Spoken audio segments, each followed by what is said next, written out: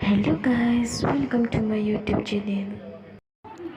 আজি মই recipe video' এটা লৈ আহিছোঁ। চাও আহকচোন ওলকচু খাৰ কেনেদৰে বনাইছোঁ। প্ৰথমতে ওলকচুখিনি ভালদৰে চেলাই লৈছোঁ।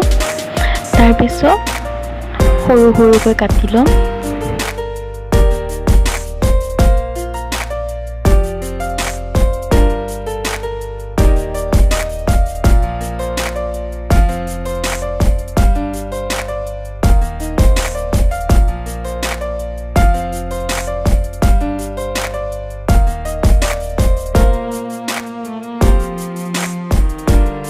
এতিয়া মই গেছ ফ্লেমটো অন কৰি কেৰাহী এটা পাতি লৈছোঁ। তাত অকণমান খাৰ দিছোঁ আৰু অলপমান পানী দি দিলোঁ। তাৰপিছত মই ধুই লোৱা কচুখিনি ইয়াত দি দিম।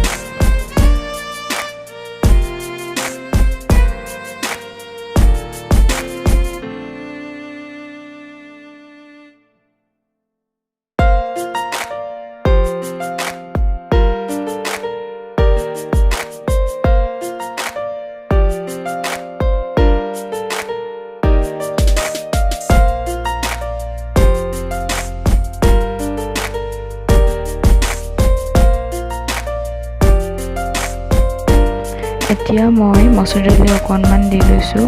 তাৰপিছত নিমখ অকণমান আৰু খুন্দি থোৱা কেঁচা জলকীয়া পেষ্টখিনি দি লৈছোঁ।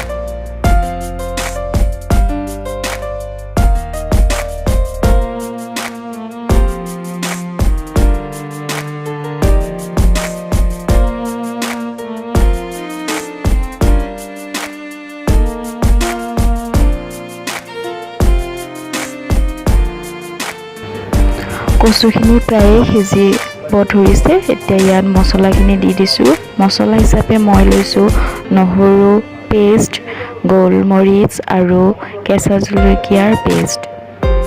হেতা এখনৰ সহায়েৰে ভালদৰে মিহলাই এতিয়া ভাজি থোৱা মাছখিনি দি দিম।